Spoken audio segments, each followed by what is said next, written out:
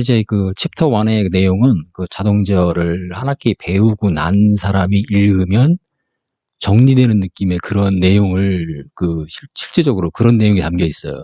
그렇기 때문에 자동제어를 처음 배우는 학생들이 1장을 읽고 이야기를 하는 매우 쉽지 않습니다. 예, 매우 어려웠다고요? 예, 맞습니다. 당연한 거예요. 어려움을 느꼈다면 열심히 읽은 거예요. 그런데 이제 강조하고 싶은 것은 그걸 읽음으로써 내가 어떤 그 키워드들, 그렇죠? 키워드들. 도대체 이게 무슨 말이냐? 키워드들, 그리고 여러 가지 개념들을 얘기하고 있는데, 그런 것이 여러분들 이제 머릿속에 좀 남아있겠죠. 그래서 내가 원한 건 그거였거든. 모든 예습이라는 게 그런 거예요. 예습이라는 것이. 항상 미리, 예, 특히 이제 챕터, 또 섹션, 서브 섹션 제목들, 그리고 이제 각 피규어들, 그림들, 그 그림에 딸린 캡션들을 읽음으로써 전체적인 흐름을 갖다가 대략적으로는 머릿속에 들어오잖아요. 네, 그런 것을 이제 여러분들이 미리 보고 오면, 앞으로도 마찬가지입니다. 2장, 3장, 4장 이렇게 진도 나가면서 여러분들이 그런 부분을 갖다가 예습은 그러니까 그 내용을 이해하고 오는 게 아니고 그 이미지를 가지고 오는 거예요. 예, 10분도 좋습니다. 반드시 여러 과목을 수강하느라 바쁘겠지만 단 10분이라도 예습하라. 예, 그겁니다. 그래서 예, 시작해 보겠습니다. 그러면 그 1장을 이렇게 슬라이드로 요약을 해봤는데 저도 이게 그 PPT 강의는 이번이 처음이에요. 그동안 항상 판서를 해갖고 강의 노트를 이렇게 요약한 거거든. 보통 학생들이 판서를 해달라는 학생들이 많아서 그동안 자동제어 한 번도 PPT 강의를 해본 적이 없어요. 그런데 이번 기회에 어쩔 수 없이 이렇게 PPT를 만들어서 지금 하고 있는데, 그렇습니다. 나중에 이제 강의를 시작하면 그때는 다시 판서를 할 겁니다. 언제까지 PPT를 해야 할지 그걸 모르겠네요. 장단점이 있는데, 어쨌든 온라인은 PPT 외에는 방법이 없죠. 그럼 오늘, 1회 1절부터 천천히 쭉 보겠습니다. 오늘도 75분을 꽉 채울 것 같지는 않고, 1시간 정도, 마침 또 4시에 또 학부 회의가 있어서, 그저 4시 정도에는 끝날 것 같아요. 자, 먼저 1회 1절 인트로덕션 보면은, 먼저 이제 입출력 시스템을 얘기하고 있는데, 입출력 시스템. 과연 시스템이 뭐냐, 시스템. 그죠? 시스템. 이게 내가 지금 태블릿, 어떤 마우스 패드형 태블릿을 어디서 하나 빌려왔거든? 근데 이게 너무 어려워요. 이게 예를 들어서 화면에다가 글씨를 직접 쓰는 거면, 일찍 끝난다니, 더 일찍 끝내줄까요? 글쎄, 그건 이제, 글쎄, 모르겠네. 예, 좋습니다. 이렇게 소통하는 게 참 좋은 것 같아. 나 혼자 얘기하는 것보다는, 예. 그래서 어쨌든, 위에 보면 이렇게 컨트롤 시스템이라고 돼 있죠. 그 다음에 이제 여기 보면 이제 인풋 있잖아요. 인풋이 있고, 쭉 보면, 아웃풋, 그죠? 그러니까 모든 시스템은 항상 이렇게 입력과, 그죠? 입력과, 출력의 관계를 갖는다는 거죠. 입력과 출력. 여기는 이제 그 박스, 블록 안에 이제 컨트롤 시스템이라고 적혀 있는데, 이게 제어 시스템이든, 또 다른 어떠한 경우든, 어쨌든 입력과 출력으로 표현되는 한, 그건 이제 우리가 시스템이라고 부를 수가 있습니다. 시스템. 시스템 하면 뭔가 이렇게 좀 규모가 크고, 그런 느낌이죠. 그럴 수 있는데, 시스템이라는 것은 많은 그 어떤 요소들, 엘리먼트들의 조합이라고 볼 수도 있죠. 어쨌든 여기도 보면 이 블록 안에 포인터를 바꿔볼게요. 이 블록 안에 아무리 많은 요소들이 있다 할지라도 어쨌든 이 블록을 들어가는 입력, 그 다음에 출력, 이렇게 표현할 수 있죠. 그 내부에서 일어나는 현상은 일단 생각하지 말고 어쨌든 그 시스템이라는 것은 입력과 출력의 관계를 의미한다. 이렇게 이해하면 좋습니다. 그래서 2장과 3장에 그 시스템 모델링을 다루는데 2장에서는 이제 전달 함수를 다루고 3장에서는 이제 이른바 상태방 정식을 다루는데 결국은 이런 시스템에 대한 수학 모델이라는 얘기를 지난 시간에 했었죠. 그래서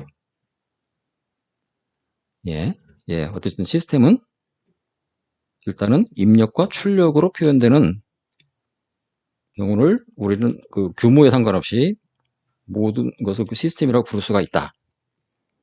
매우 작은 센서 같은 경우도 그 센서 시스템이라고 부를 수가 있습니다. 네.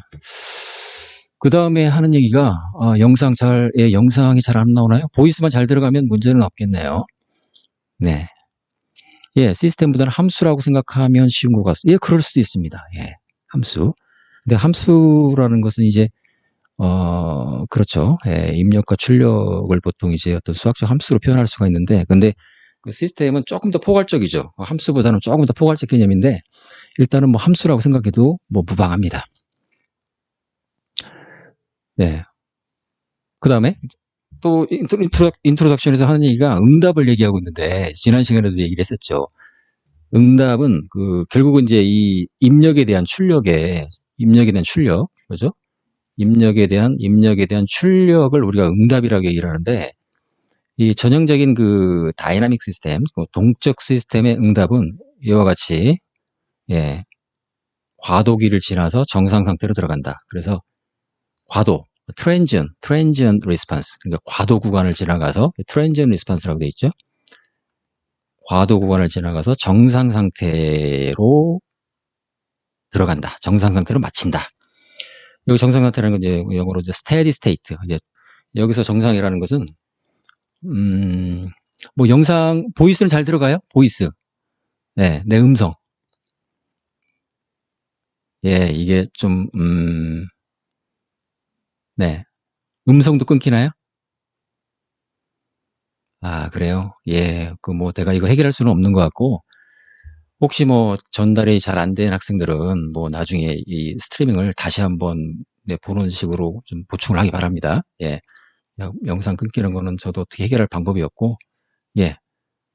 근데 뭐 영상은 뭐 안 들어가도 이 보이스만 잘 들어가면, 예, 하여튼, 나중에, 잘 못 부분은 이제 나중에 스트리밍 동영상을 다시 보는 식으로 보충하기 바랍니다. 그래서 응답은 우리가 이제 과도응답과 정상 상태 응답의 조합으로 표현할 수 있다. 이제 그런 얘기고. 여러분들이 결국 이제 2장, 3장에서의 모델링을 다루고, 그 다음에 이제 5장에서는 이런 블록 선도를 다루고, 6장, 7장에서는 이 모델에 대한 솔루션으로서 이 과도응답과 정상 상태 응답을 다룬다. 이런 얘기를 지난 시간에도 했었죠. 그래서 2, 3, 4장, 첫 번째 시험, 그 다음에 4, 5, 6, 그 다음에 5, 6, 7장, 이렇게 두 번째 시험. 네, 거의 이 정도면 뭐 자동차의 3분의 2가 끝났다고 볼 수도 있습니다. 화질을 낮춰보라. 글쎄, 나 이 OBS 잘 모르겠는데, 그건 오늘은 좀 힘들 것 같아요. 내가 이 OBS 어떻게 할 줄 모르거든? 화질을 뭐 어떻게, 특별하게, 지금 여기서 조작하기 힘들고, 예, 좀 어려움이 있더라도 좀 양해 바랍니다. 예, 그 다음에 또 하는 얘기가 이제 제어 시스템의 뭐 장점이 뭐냐라고 이제 1장 1회 1절에 얘기하고 있는데, 예, 파워 앰플리케이션, 이건 이제 주로 이제 구동기 기술을 이용할 수 있다는 그런 얘기고, 쉽게 얘기해서 모터입니다, 모터.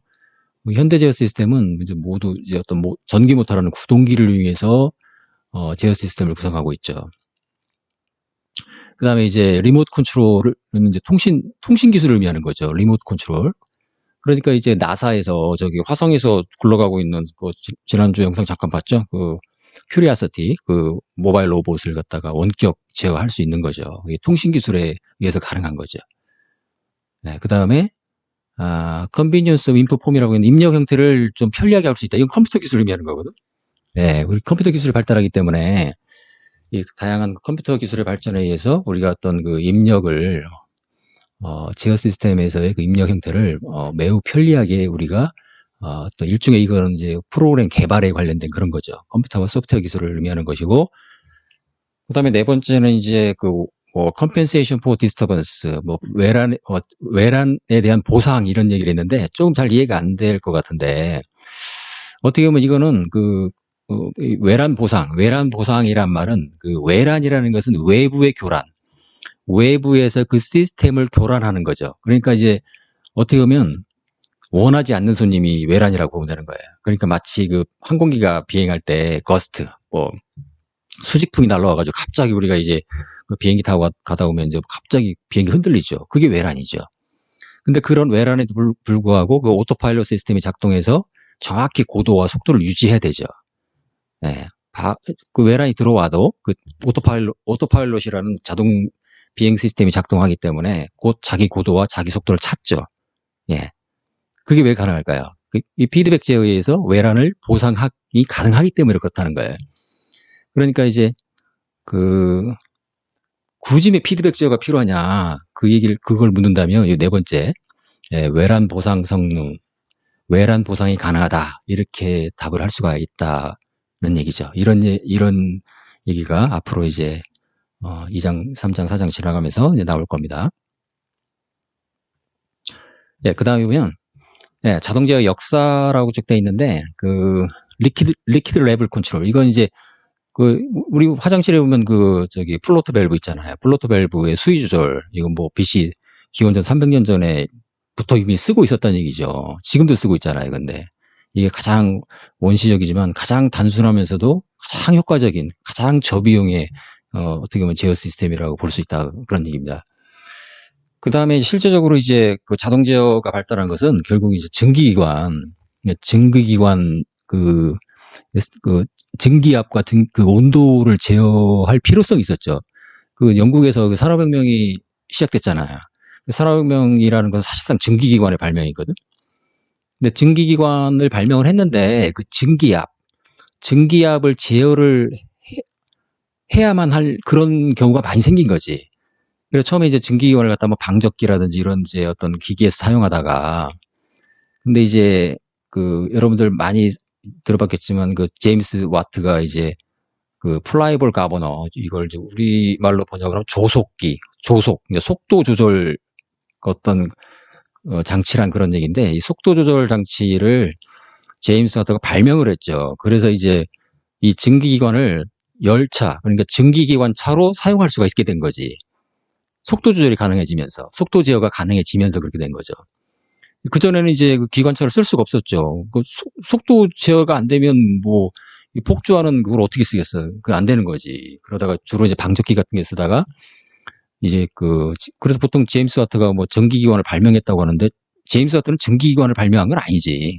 증기기관에 대한 속도 제어 장치를 그 기계 장치를 발명을 했죠. 그 원심력의 원리를 이용해서 여러분들 교과서에도 일부 나올 것 같은데 거의 이때부터를 이제 자동 제어의 시작이라고 거의 볼 수가 있습니다.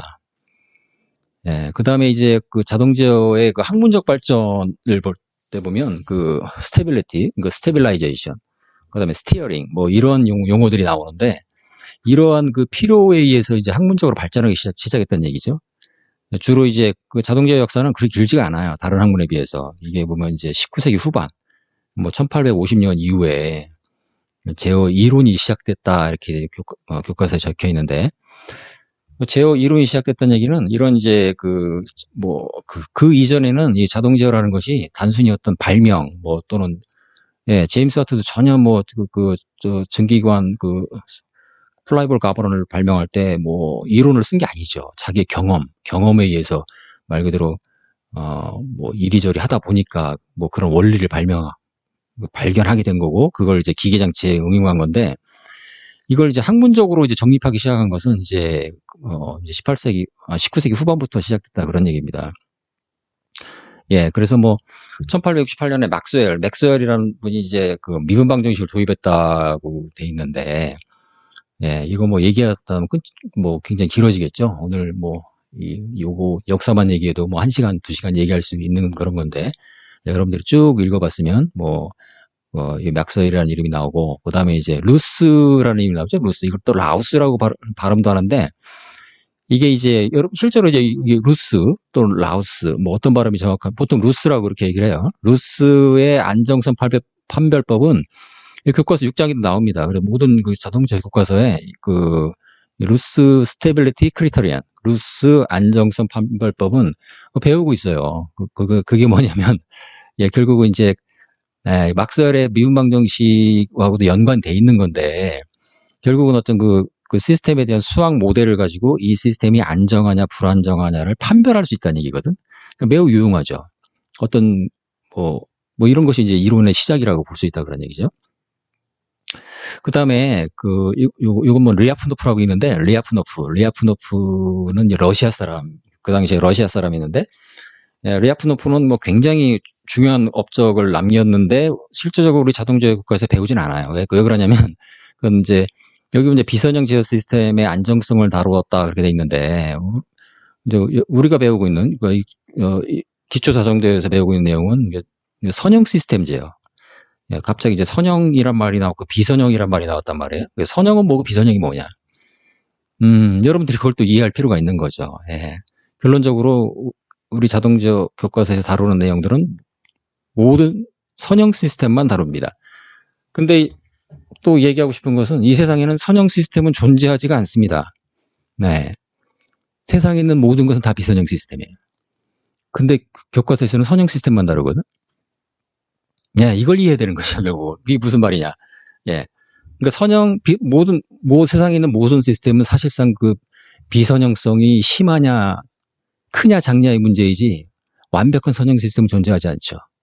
그렇지만, 우리는 그 비선형 시스템을 선형 시스템으로 가정하죠. 어떤 특정한 조건 아래서 적절한 그 어썸션을 통해서 선형 시스템으로 가정할 수 있다. 그런 얘기죠.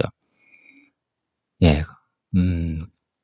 그런 선형 시스템의 의미를 좀 이해할 필요가 있고, 어쨌든 이제 리아프노프를 언급하는 것은 지금 이제 그 특히 대학원 과정에서의 어떤 비선형 제어, 비선형 시스템 이론에 거의 그 근간을 이루는 것은 이 리아프노프의 그 안정성 이론이다. 그런 얘기입니다. 참고로 알아두시고. 그 다음에 이제 20세기 들어와서는 이제 자동제어가 이제 급격하게 발전하기 시작했는데, 그 20세기 초에 이제 대형 선박의 그 스티어링, 조타기라고 하죠. 조타기를 갖다 사람의 힘으로 도저히 돌릴 수가 없으니까 이걸 갖다가 이제 자동 스티어링 장치를 이제 발명하기 시작했거든. 그때 이제 이 미노스키, 이분도 이제 러시아 사람인 것 같은데, 이때 이제 PID 제어 개념을 개념을 정립하기 시작했다. 그런 얘기죠. 물론 이제 한 사람만의 공헌은 아닌데, 여러분들이 교과서에서 이제 8장, 9장, 10장, 8장, 9장의 루트 코스, 그 다음에 10장의 프리퀀시 리스폰스 메소드에 의해서 제어 시스템 설계 방법을 배우게 되는데, 그 핵심은 결국 PID제어예요. PID. Proportional, Integral and Derivative Control. 그러니까 비례, 적분, 미분 제어라는 의미인데, 그 PID 제어의 개념을, 그러니까 이것도 우리는 이제 교과서에서 배워서 이걸 알지만, 이 당시에 그 사람들은 어떻게 됐을까요? 그냥 경험적으로 그걸 깨달은 거죠. 깨달았어요. 그러니까 그게 이제 이론으로 정립돼서 이제 우리 교과서에 이렇게 또 실리게 되고, 교과서로 또 이렇게 정리가 되고, 그래서 이제 학문적으로 이제 그게 체계화된 거지. 그렇게 볼 수 있습니다. 그 다음에 보드라는 이름, 여러분들 보드 선도, 보드 다이어그램, 이런 말을 아마 다른 교과서에서도 아마 본 적이 있을 거예요. 1920년대의 보드, 그 다음에 1930년대에 나이퀴스트, 이런 분들이 이제, 이게 또 왜 중요하냐면 주파수응답 개념이라는 걸 만들어냈다는 얘기거든. 이게 굉장히 중요한 개념이거든. 그러니까 주파수응답이라는 것은 주파수응답, 예, 10장에서 이제 구체적으로 나오긴 하는데, 주파수응답의 개념은 선형 시스템을 해석하는 데 있어서 가장 핵심적인 개념이라고 볼 수가 있어요. 모든 신호비 시스템을 다루는 분야에서는 주파수응답을 반드시 다루죠. 그래서 여러분들이 이제 10장에서 이 보드 선도, 또 나이퀴스트 선도, 이런 것을 이해할 필요가 있고, 그 주파수응답의 개념을 잘 잡을 필요가 있습니다. 그 다음에 이제 역사적으로 보면 또 1948년에 에반스라는 분이 이제 루트 로커스 메소드, 여러분들 8장 9장에 나오는 이른바 루트 로커스, 근궤적, 이렇게 번역을 하는데, 근궤적법을 갖다가 이제 이 에반스라는 분이 또 만들어냈다는 거죠. 요 정도가 이제 자동제어 역사의 어떤 클래시컬 컨트롤 시오리의 어떤 정립 과정이다, 그렇게 볼 수 있다는 거죠.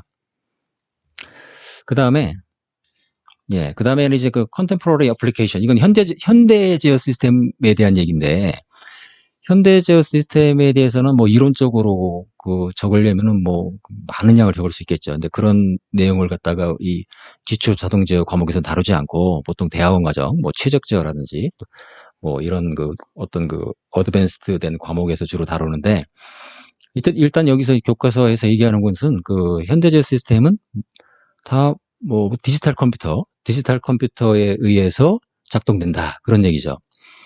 그리고 컴퓨터 및 통신 기술에 기반한 디지털 제어 시스템이 보편화됐죠. 뭐 100% 그런 건 아닌데, 당연히 현대 제어 시스템을 얘기하면 컴퓨터를 생각하지 않을 수가 없고 통신을 생각하지 않을 수 없다는 얘기죠. 그러니까 이제 전에 산업혁명 시대에 컴퓨터도 없었고 통신도 없었던 시절에는 어떻게 제어를 했느냐? 다 했죠, 그때도. 어떻게 했냐면 그때는 이제 제어 시스템 전체가 하나의 거대한 기계적 장치였죠.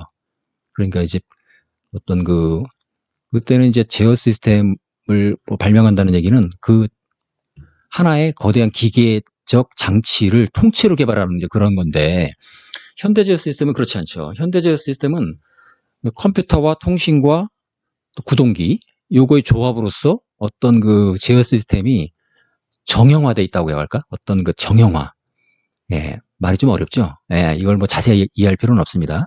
어쨌든 현대 제어 시스템은 제어 대상에 대한 제어 대상을 구동하는 구동기와 제어기와의 통신, 그 다음에 센서, 어떤 전형적인, 지난 시간에 봤던 블록 다이어그램처럼 어떤 디지털 제어 시스템을 근간으로 하고 있다. 그런 얘기입니다. 그래서 두 가지 교과서에 이해가 나와 있는 로봇, 이거 뭐 모바일 로봇이라고 볼 수 있죠. 그 다음에 이제 옵티컬 디스크 드라이브 시스템, 이건 이제 ODD 작동 원리를 설명하는 건데, 관심 있는 학생들은 쭉 보도록 하고, 뭐 이런 건 뭐 결론적으로 시험을 내지는 않습니다. 그렇지만, ODD가 어떻게 작동하는지를 이해하기 위해서는 한번 잘 읽어볼 필요가 있다는 얘기죠.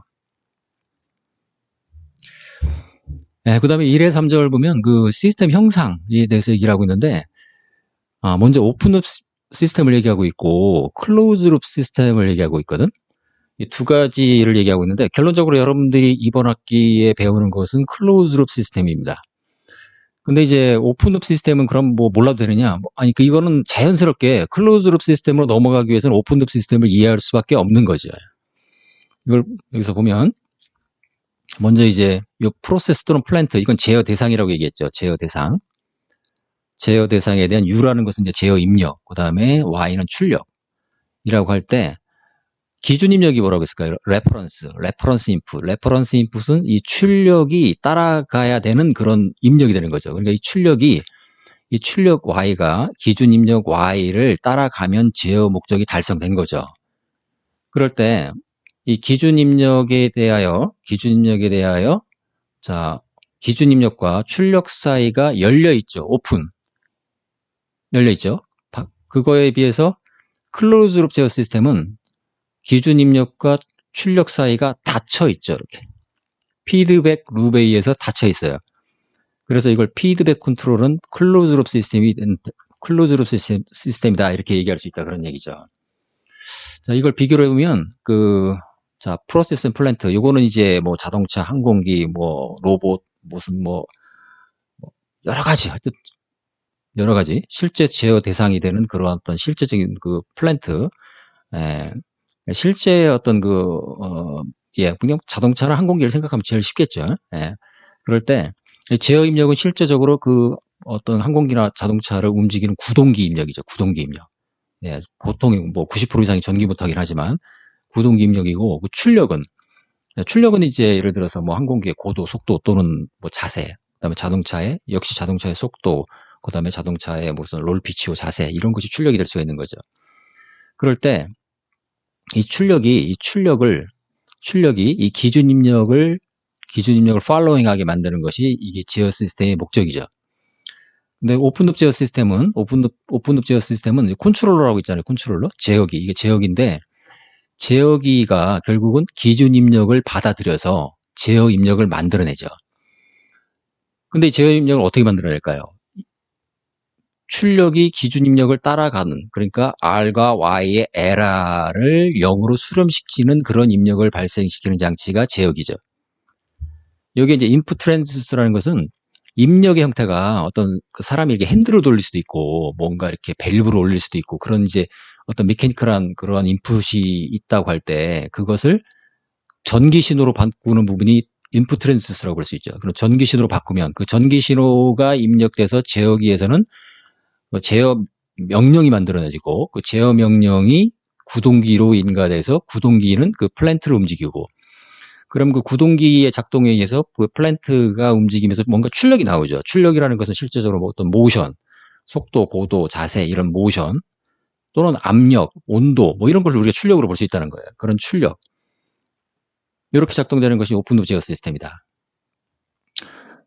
클로즈룹 제어 시스템은 대신 지난 시간에도 얘기를 했죠. 기준 입력과 출력의 오차, 기준 입력과 출력의 오차를 이제 제어 오차가 라고 얘기할 수 있는데 이 제어 오차를 제어기에 인가시킨다. 그러니까 피드백 제어기는 R-Y 그러니까 제어 오차를 받아들여서 U라는 제어 입력을 발생시키는 하나의 뭐 수학적 함수라고 볼 수도 있죠. 수학적 함수 또는 알고리즘, 어떤 컴퓨터 알고리즘이라고 볼 수 있습니다. 그래서 이 제어 입력 구체적으로는 이 플랜트나 프로세스를 움직이기 위한 어떤 구동기 입력이, 구동기 파워가 되는 거죠. 그럼 역시 출력이 변하고 피드백이 돼서 에러를 계산하고 그래서 이 룹이 계속 이렇게 순환하면서 이 출력 Y가 기준 입력을 팔로잉 하게 된다. 또는 트래킹 하게 된다. 쉽게 해서 따라간다 그런 얘기예요. 그럼 이제 여기 이제 클로즈 룹 제어 시스템인데 여기서 이제 이 두 시스템을 이제 비교하자면 그럼 왜 이 클로즈 룹 시스템이 필요하고 오픈 룹 제어 시스템에 비해서 클로즈 룹 시스템이 왜 필요하냐 그런 얘기를 할 수가 있는데 여기 빨갛게 적었죠. 오픈 룹 시스템, 클로즈 룹 시스템은 외란 보상이 가능하다. 이거 하나만 기억하면 될 것 같아요. 이런 구체적인 내용은 나중에 6장 또는 7장에서 나옵니다. 방금 이제 그 위에서 이걸 포인트로 바꾸니까 또 이게 뒤로 돌아갈 수가 없네. 예.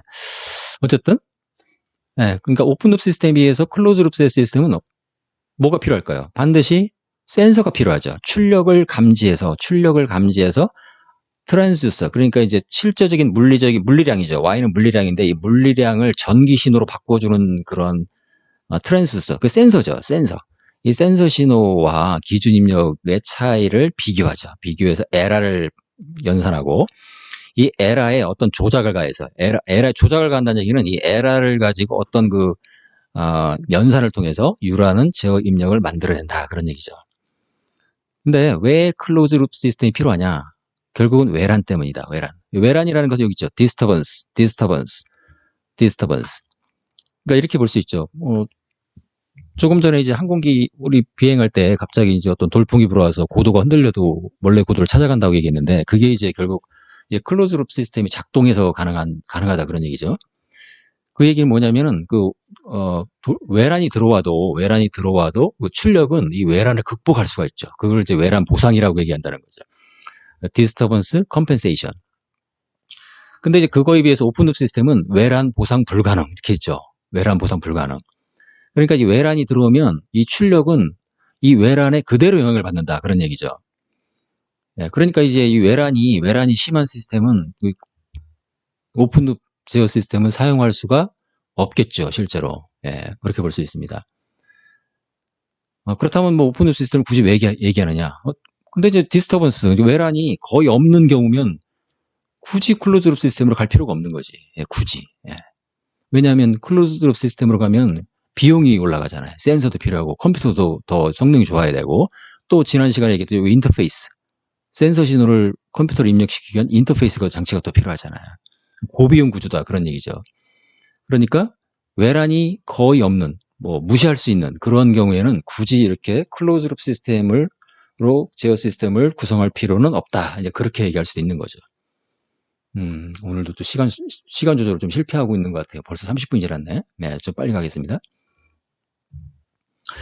그 다음에 1.4절에 해석 및 설계 또는 근데 여기서 모델링이란 말을 하나 더 썼으면 좋겠는데 모델링, 해석, 설계 이 얘기를 하고 있는데 먼저 동적 시스템이 무엇이냐? 동적 시스템, 다이나믹 시스템.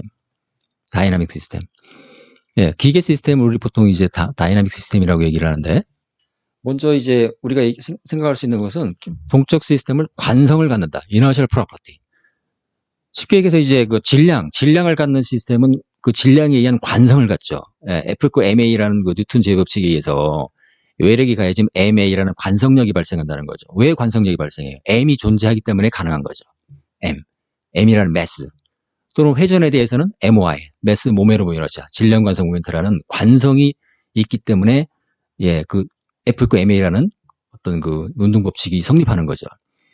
그런 것처럼 동적 시스템은 관성을 갖는다. 이 관성이라는 것은 결국은 기계 시스템인 경우에는 그 mass, 질량이 있기 때문에 그 관성을 나타내는 것이고, 그 전기회로 같은 경우는 커패시터, 그렇죠? 축전지가 있기 때문에 역시 또 관성을 나타낸다. 그렇게 볼 수도 있습니다. 예. 보통 이제 전기회로에서는 관성이라는 말을 쓰지 않는데, 보통 관성이라고 하면 보통 기계 시스템, 질량을 갖는 기계 시스템에 대해서 보통 얘기를 하죠. 그런데 이 동적 시스템에 대한 모델링이라는 모델, 그게 결국 2장, 3장에서 다룬다고 얘기를 했는데, 이렇게 얘기를 했죠. 2장, 3장에서 다룬다고 했는데, 이 동적 시스템을 모델링한다는 의미는 그 입력과 출력과의 관계를 미분방 정식으로 표현한다. 이런 얘기죠. 특히 이제 2차라는 말 썼는데, second order differential equation. 정확히 얘기하면 2차 상미분방 정식, second order ordinary differential equation으로 표현한다. 그런 얘기죠. 왜 그러냐? 결국 뉴턴 제2법칙의 그 지배를 받기 때문에 이 지배 법칙으로서 뉴턴 제2법칙의 어떤 그 물리적인 지배 법칙에 의해서 작동하기 때문에 결국 그 결과는 미분방 정식으로 나타날 수밖에 없다. 그런 얘기죠. 근데 왜 반드시 2차에 되느냐? 꼭 그런 건 아니에요. 꼭 그런 건 아니고 2차 시스템으로 모델링 될 수 있는 그런 경우만을 다루죠. 예. 네, 여러분들이 나중에 이제 기계진동이나 또 어떤 그런 과목을 가면은 2차가 아니라 2차, 4차, 6차, 8차, 예, 그렇게 갈 수도 있습니다. 그 다음에 전기회로 같은 경우는 키루피 법칙의 지배를 받죠. 그래서 보통 이제 RLC 회로 같은 경우, 레지스터, 인덕터, 커패시터로 이루어진 RLC 전기회로 같은 경우는 그 키루피 법칙에 의해서 역시 그 결과는 또 미분방 정식이죠. 예, 조금 더 구체적으로 하면 2차 미분방 정식. 그러니까 입력과 출력과의 관계가 2차 미분방 정식으로 표현된다. 네, 그게 이제 이 동적 시스템에 대한 모델이라 그런 얘기죠. 그러한 얘기를 주로 2장, 3장에서 다룬다. 그런 얘기입니다. 그 다음에 우리가 모델링을 했으면 이 모델을 가지고 모델을 활용하는데 모델을 어디다 활용하느냐. 결국 이제 해석, 어떤 시스템 해석과 그 다음에 이 설계의 어떤 그 모델을 우리가 활용하는 거죠. 그 시스템을 해석한다는 의미는 그 모델을 결국은 이제 모델이 미분방 정식으로 표현된다고 그랬는데 그 미분방 정식에 대한 솔루션을 구한다. 그런 의미가 되는 거죠. 그래서 그게 이제 시스템 해석은 응답 해석은 말 그대로 이제 출력을 구해보는 거죠. 결국 미분방 정식을 푸는 거지. 그 다음에 안정성 해석이라는 것은 이제 응답의 안정성을 얘기하는 건데, 예, 이걸 결국 2차 미방을 우리가 다룸으로써, 그러니까 2장에서는 전달함수, 3장에서는 상태 방정식을 다룸으로써 이런 응답을 우리가 해석할 수가 있다. 그런 얘기입니다. 이런 얘기들을 주로 이제 2장, 3장에서 이제 다음 주부터 이제 전개가 된다. 그런 얘기죠. 그래서 먼저 동적 시스템의 응답은 여러분들이 이제 미분방 정식이라는 과목에서 그 미방의 솔루션은 이제 자연응답과 강제응답의 조합이다. 이런 말을 들었을 텐데, 그렇죠? 여기 보면 이제 이 파란색 라인이 응답의 모양이죠. 응답이 이렇게 이제 아주 모노토닉하게 스무스하게 올라갈 수도 있고, 이렇게 이제 오실레이션이 있을 수도 있죠. 이건 이제 그 미분방 정식의 그 개수들의 값에 의해서 뭐 응답의 형태는 이 과도 응답의 형태가 여러 가지로 나타날 수가 있는데, 이 과도 구간을 지배하는 응답은 자연응답이다. 내추럴 리스판스. 예. 내추럴 리스판스는 말 그대로 자연스럽게 0으로 사라지는 응답이다. 그래서 보통 이제 지수함수로 표현되는데, 이 자연응답은 이 과도 구간을 지배하죠. 과도 구간을 지배하면서 결국은 이 자연응답은 0으로 사라진다. 그럼 마지막으로 남는 응답은 뭐냐? 바로 강제응답이다. 강제응답은 뭐냐? 그 외부 입력에 의해서 강제적으로 나타나는 응답을 우리가 강제응답이라고 합니다. 포스트 리스판스. 그래서 여러분들이 이건 이제 미분방 정식 수학책에도 이런 개념은 나오죠. 내추럴 리스판스, 포스트 리스판스. 어떤 이제 실제 시스템이나 이런 걸 설명하는 그런 예제가 있을 수도 있고, 그렇죠? 근데 미분방 정식 풀 때는 이제 그 개수의 어떤 물리적 의미를 다루지는 않죠. 근데 이런 자동 제어에서는 그 2차 미분방 정식의 그 개수의 어떤 물리적 의미를 다룬다. 그게 좀 차이라면 차이라고 얘기할 수가 있는 거죠. 그리고 이제 이 자연응답과 강제응답을 이 시스템의 응답 또는 안정성 관점에서 우리가 이제 바라보는 거죠. 그런 내용을 다루는 게 5장 빼고 4, 6, 7장이다 그런 얘기예요. 그러니까 2, 3, 4장 첫 번째 시험, 5, 6, 7장 두 번째 시험. 무슨 말인지 알겠죠? 결국 그래서 2, 3장에서의 모델링, 그 다음에 5장은 이제 블록 선도를 다루고 6장, 7장에서의 그 응답 해석 이런 내용들이 결국 여러분들 이번 학기에 거의 뭐 절반 이상의 내용이 된다 그런 얘기입니다. 그래서 보통 이제 자연응답은 내추럴 n을 써서 yn으로 표시하고 강제응답은 포스트 리스판스인데 yf라고는 안 하거든. 보통 yp로 표현을 많이 합니다. 포스트 리스판스. 이렇게 결국 이제 시스템의 응답은 이렇게 과도 응답 구간을 거쳐서 정상 상태로 들어간다 그런 얘기입니다. 그래서 이 과도 응답을 지배하는 것은 자연응답이고 정상 상태 응답을 지배하는 것은 강제응답이다. 예. 자연응답에 대해서는 4장 6장, 강제응답에 대해서는 7장에서 다룬다. 예, 그런 얘기죠. 예, 뭐 같은 얘기를 좀 반복하는 것 같은데 결국 이제 우리가 시스템의 응답을 다룬다는 것은 그 미분방 정식의 솔루션을 이제 구한다는 의미가 있다고 얘기를 했죠. 그래서 이제 2장에서는 그 이른바 전달함수 방법을 우리가 학습하게 되고 3장에서는 상태방 정식 방법을 학습하게 된다 그런 얘기죠. 과도응답 해석은 이제 중복되는 것 같은데 4장 6장에서 4장 6장에서 자연응답이 0으로 감소하는 구간이다 그렇게 얘기할 수가 있고 정상상태 응답은 7장에서 자연응답이 사라지고 강제응답만 남는 구간이다 이렇게 얘기할 수 있습니다. 자, 전형적인 다이나믹 시스템의 응답 그래프를 나타내고 있는데 이건 시간축이고 이게 응답축이라고 할 때 이렇게 응답이 어떻게 될까요? 이렇게 전형적으로 약간의 오실레이션을 보이면서 수렴이 들어가는 이게 이제 오실레이션이 나타날 수도 있고 안 나타날 수도 있고 여러분들이 이제 미분방 정식 또는 이제 뭐 다른 과목에서 이런 2차 미방을 다룰 때 뭐 이런 그래프를 봤을 가능성이 크죠. 그럴 때 이제 오실레이션이 나타나기 위한 조건 또는 오실레이션이 없을 조건 뭐 그런 얘기를 하죠. 보통 그래서 이제 그 미분방 정식에 그거죠. 우리가 미분방 정식을 다룰 때 그 라플라스 변환에 의해서 라플라스 변환에 의해서 결국 이제 그 S의 근을 따져서 S의 근이 실근이면 이렇게 이제 모노토닉하게 어떤 그 오실레이션 없이 수렴하고 그 S의 근이 복수수면 이렇게 오실레이션이 나타난다. 그런 얘기를 미분방 정식에서도 일부 설명을 하죠. 그런 것을 구체적으로 얘기하는 것이 여기 4장, 6장에서 얘기한다는 것입니다. 물론 일부 이제 2장에서도 솔루션을 구하기도 합니다. 구체적인 내용은 4장, 6장에서 다룬다. 네, 이 정도로 하고. 그 다음에 이제 제어기 설계 문제를 다루는데, 제어기 설계라는 것은, 지난 시간에도 간단히 얘기했습니다. 여기 이제 블록 선도를 보면, 블록 선도에 대한 구체적인 내용은 이제 5장에서 다룬다고 얘기했어요. 여기 이제 어떤 피드백 제어 시스템 이렇게, 플랜트는 이제 실제 제어 대상이죠. 실제 제어 대상. 그 다음에 이제 컨트롤러는 이제 제어 입력 U를 만들어낸 어떤 수학적 함수라고 볼 수가 있고, 센서는 이제 플랜트의 실제적인 물리량을 갖다가 전기 신호로 변환하는 하나의 뭐 어떤 트랜스듀서 또는 어떤 뭐 디바이스라고 볼 수가 있는 거죠. 그럴 때 이제 컨트롤러는 이 기준 입력 R, 레퍼런스와 출력 Y의 오차 에라를 그렇죠? 이 에라 오차를 계산해서 이 오차를 받아들여서 이 오차라는 것은 어떤 하나의 어떤 그 데이터 또는 뭐 경우에 따라서는 전기 신호 뭐 어쨌든 요만큼 컨트롤러는 이제 컴퓨터에서 연산되는 과정이기 때문에 자 내가 이걸 그릴 수 있는데 이게 보면 이제 이렇게 볼 수 있죠. 그래서 지난 시간에 이걸 내가 안 했구나. 이것도 안 되네. 요렇게 태블릿 펜도 안 됩니다. 요만큼이 여기서 봅시다. 요 블록은 이제 컴퓨터 안에서 일어나는 연산이죠. 요만큼 연산이고, 예.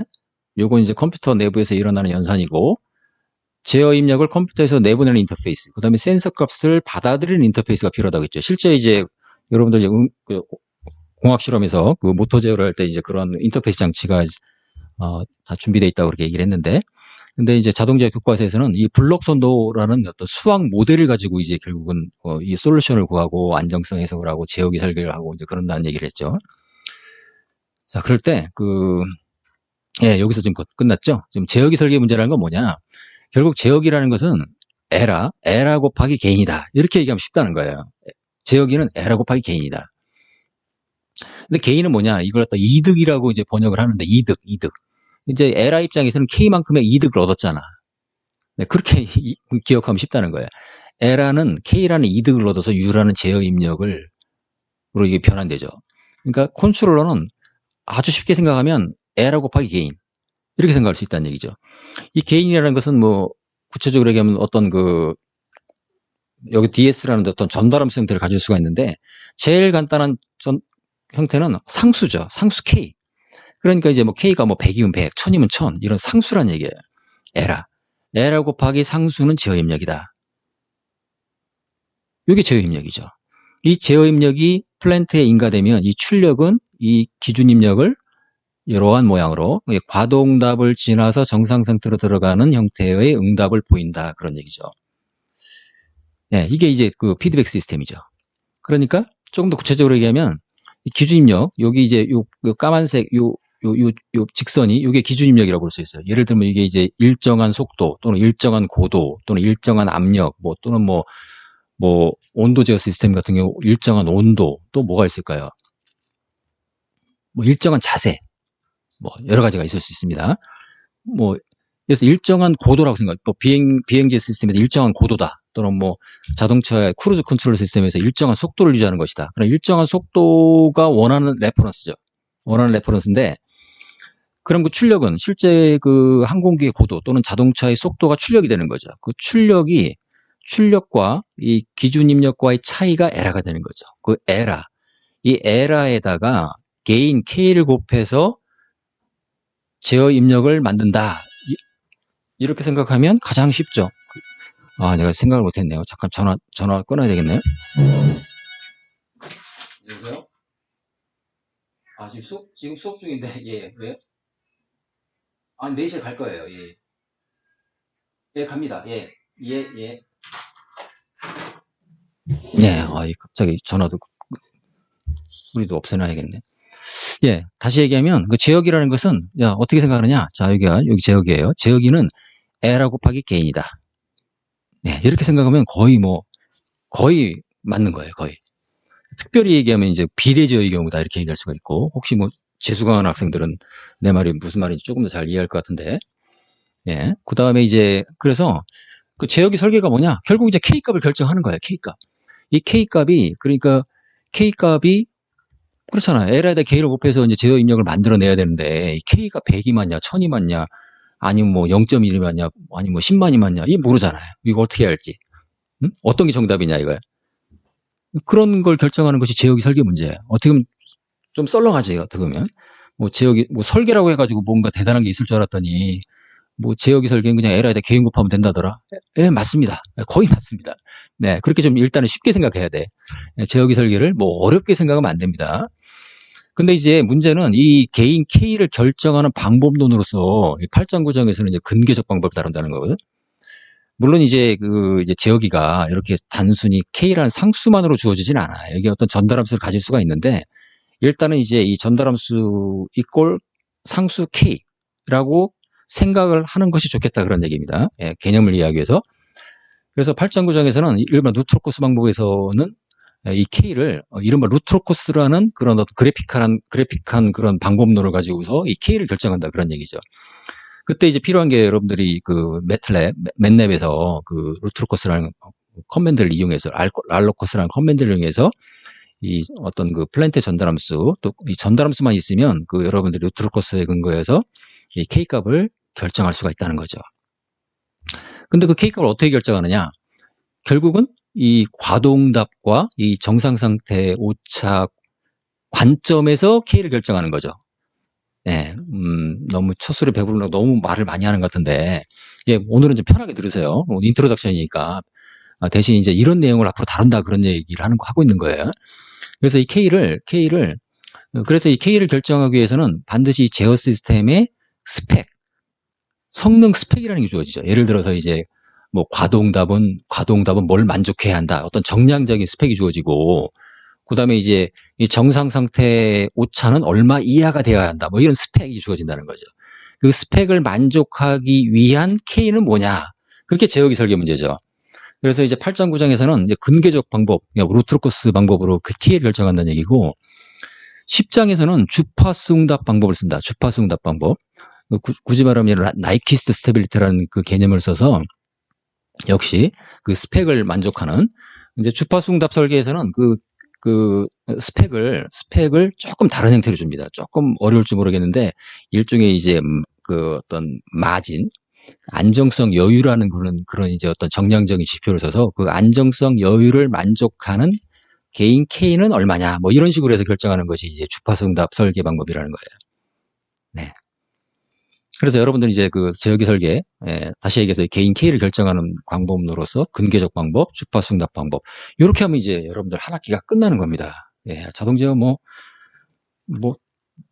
그림이 그려지죠. 예, 2장 3장에서의 모델링, 그 다음에 4, 5, 6, 7장까지의 그 해석이라고 하면 실제적으로는 미방을 푸는 거죠. 미분방 정식 풀어서 결국 그 과도응답, 그 다음에 정상상태 응답을 해석하고, 그 다음에 이제 이 기준 입력을 팔로잉하기 위한 그 어떤 그 피드백 제어 시스템에서의 이 제어기로서 개인 K를 이 근계적 방법으로 구해보고, 그 다음에 이제 주파수 응답 방법으로 구해보고, 요게 한 학기, 한 학기 자동 제어, 기초 자동 제어의 내용은 이렇게 돼 있는 거고, 요거 이제 상태방 정식 방법이라는 것은 우리 교과서에서도 이제 그 12장, 13장이 나오는데, 요거는 이제 그 기초 자동 제어에서는 뭐 다룰 수도 있는데 잘 다루지 않습니다. 이거는 이제 뭐 구분을 하자면 근계적 방법과 주파수 응답 방법이 그 2장에서 학습하는 전달함수라는 수학 모델을 가지고서 이 두 가지 방법을 다룬다면, 이 상태 방정식 설계는 말 그대로 3장에서 나오는 그 스테이트 이퀘이션을 가지고 바로 제어기 개인 K를 결정하는 그런 방법론이에요. 그러니까 요것도 다를 수가 있는데 뭐 한 학기에 이것까지 커버하기는 여러분들 학습 부담이 너무 크죠.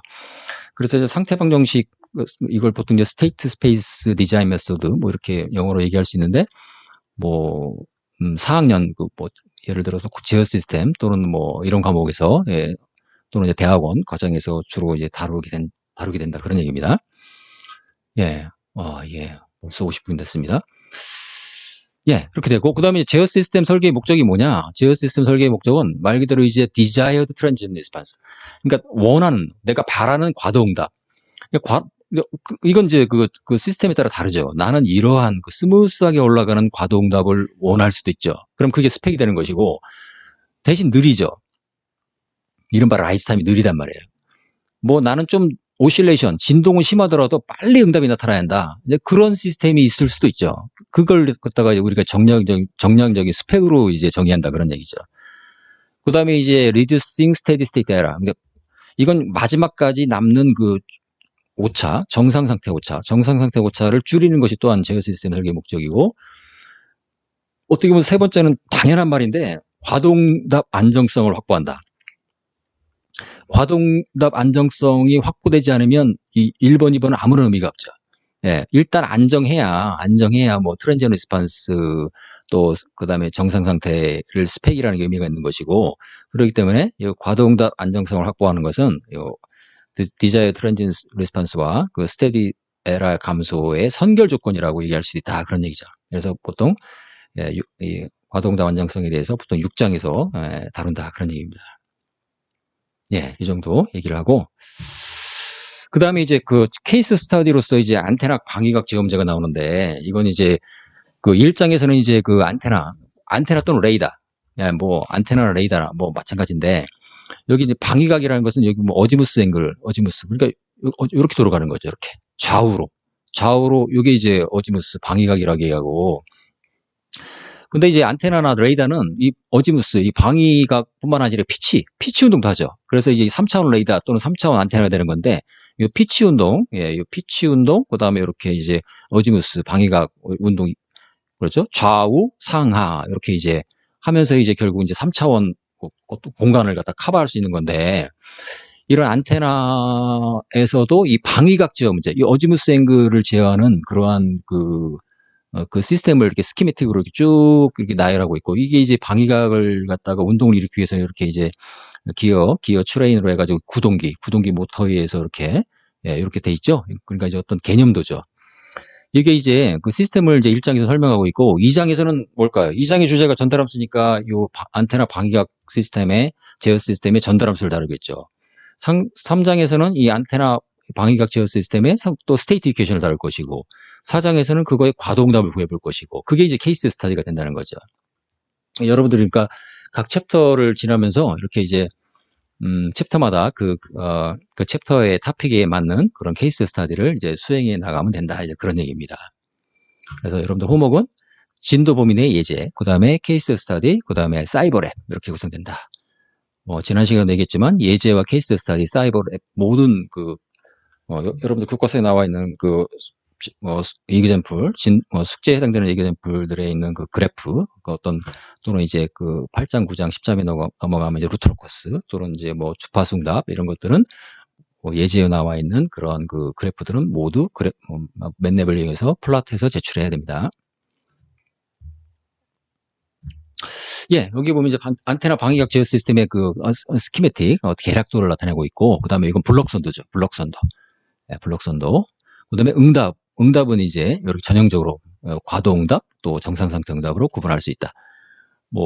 이런 것을 이제 여러분들이 주로 이제 2장, 3장 지나면서 이제 여러분들이 이제 볼 수 있다, 그런 얘기입니다. 그리고 1.5절에서는 디자인 프로세스, 이제 설계 과정을 얘기하고 있는데, 여기 스텝 1, 2, 3, 4 이렇게 쭉 나와 있는데, 결국은 이거죠. 지금까지 얘기한 대로, 시스템에 대한 모델링이라는 것은, 미케니컬 시스템인 경우는 구체적으로 운동 방정식을 유도하는 거죠. 운동 방정식. 결국은 뉴턴 제곱법칙을 적용해서, 조금 더 구체적으로 하면 2차 상미방을 유도하는 거죠. 예. 그 다음에 이거에 대한 해석이라는 것은, 그 상미방에 대한 솔루션, 이게 뜻이, 과도응답과 정상상태응답 또는 자연응답과 강제응답을 구하는 과정이라고 볼 수 있죠. 이거에 근거해서 이제 제어기 설계라는 것은 결국 이제 그 전달함수에 근거해서 군계적 방법과 주파수응답 방법, 또 상태 방정식에 근거해서 또 이제 상태 공간 설계 방법이 존재하는데, 여러분들은 이제 군계적 방법, 그다음에 주파수응답 방법 두 가지 방법을 학습하게 된다, 이제 그렇게 얘기를 했죠. 그 다음에 1회 6절에서는 이건 컴퓨터 에이드 디자인. 이거는 결국 이제 이 해석 설계 과정에서 매트랩 툴을 적극적으로 활용하라, 이제 그런 얘기입니다. 거기 보면 이제, 이 나이스 저자, 어떤 사이트도 알려주고 있죠. 여러분들 예제에 나와 있는 소스 파일들도 다 제공한다, 그런 얘기죠. 근데 가끔 보면 이제 거기 들어가서 소스를 다운받아가지고 만약에 여러분들 그거 돌려서 숙제를 내면, 그러면 안 되겠죠. 그 무슨 의미가 있겠어요. 절대 그러지 말고, 여러분들이 정말 해결되지 않을 때는 일부 그런 건 다운받지를 않는 게 좋을 것 같아. 받지를 말고 여러분 스스로 해결하고, 정말 모르겠다 그러면 다운받아가지고 소스 파일을 볼 수도 있겠죠. 거의 1시간이 지났습니다. 이거는 이제 지난 시간에 피드백 제어 시스템에 대해서 이제 여러분들이 제가 이제 1장 지난 시간에 얘기를 했었는데, 결국 이제 피드백 제어 시스템, 결국 제어 대상 플랜트, 제어기 컴펜세이터, 그 다음에 센서로 구성된다, 이런 얘기를 했었고, 이거 다시 빨리 볼까요? 동적 시스템 모델링에 대해서, 그 다음에, 동적 시스템 응답에 대해서, 이렇게 이제, 다시 한번, 시험, 첫 번째 시험, 두 번째 시험, 세 번째 시험, 이렇게, 구성되어 있다. 여러분들이 한 학기 동안 학습할 내용을 이렇게 일목요연하게 전체적으로 그림을 볼 수 있도록, 여기서, 그렇죠? 전달함수 방법이라는 것은 이제 결국은, 이게 전달함수가 되는 거죠. 입력과 출력 사이에 어떤 입력을 출력으로 전달하고 있죠. 그래서 전달함수라고 부르는 겁니다. 상태방 정식 여기다 쓰진 않았는데, 상태방 정식은 좀 구체적으로 얘기하면, 결국은 이제 미분방 정식을 1차 열린 미방으로 바꾸는 거죠. 이렇게 볼 수 있습니다. 과도응답은 뭐 이런 식의 모양을 보이고 있죠. 과도응답. 여기 이제 첫 번째 시험. 두 번째 시험은 이런 블록선도. 이 블록선도를 핸들링할 수 있어야겠다. 5장이고, 그 다음에 과도응답의 안정성에 대한 정량적인 어떤 그런 계산 방법 6장. 그 다음에 강제응답 오차에 대한 강제응답 오차. 결국 이제 강제응답 오차라는 것은 정상 상태 오차와 같은 말인데 마지막까지 남는 오차를 이걸 역시 또 그 파이널 밸류 티오렘, 그 최종값 정리라는 걸 이용해서 또 계산할 수가 있다 그런 얘기죠. 전달함수만 있으면 플랜트에 대한 전달함수만 있으면 이 강제응답 오차도 계산할 수가 있다 그런 얘기입니다. 그리고 응용과학 실험에서는 이제 여러분들이 이렇게 DC 서브모타에 대해서 그래서 랩뷰라는 소프트웨어와 소프트를 이용해서 제어기를 구성을 해서 또 인터페이스 장치를 통해서 제어 입력을 내보내고 그 다음에 센서 값을 받아들이고 이런 모터 제어 실험을 하게 된다 그런 얘기죠. 랩뷰에서는 요 제어 입력을 연산하는 것이 구체적으로 얘기하면 PID 제어기. 그래서 LR 연산하고 LR에 대해서 PID 제어기를 구성한 다음에 입력으로 그럼 요거 이제 컴퓨터에서는 랩뷰를 이용해서 요 박스 안에서 요게 이제 여러분들이 실제적으로 랩뷰 프로그래밍을 하는 거죠. 랩뷰 프로그램에서 제어 입력을 연산해서 인터페이스로 전달을 하죠. 인터페이스로 전달한다는 의미는 실제적으로 이제 그 랩뷰에서 제공하는 어떤 수학적 함수를 통해서 인터페이스 장치로 그 데이터를 전달하죠. 그 데이터를 전달하면 그 인터페이스 장치에서 그 데이터를 실제적인 물리량, 조금 더 구체적으로 하면 이 전기 모터는 데이터를 못 알아듣잖아요.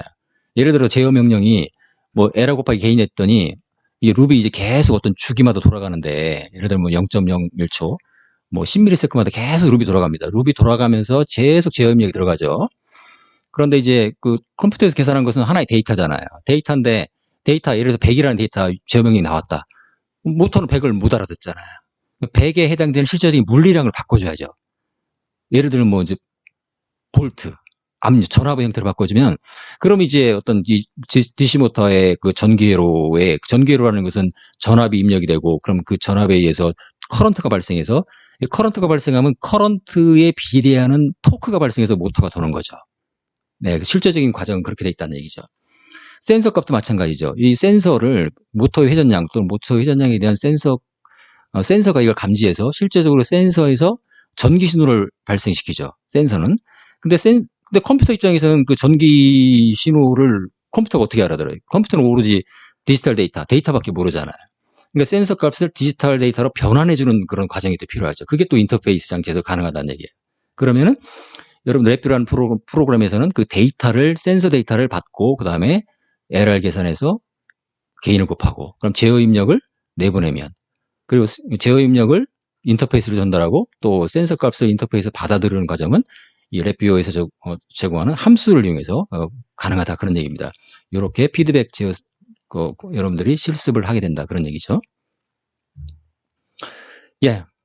거의 뭐 시간 맞춘 것 같습니다.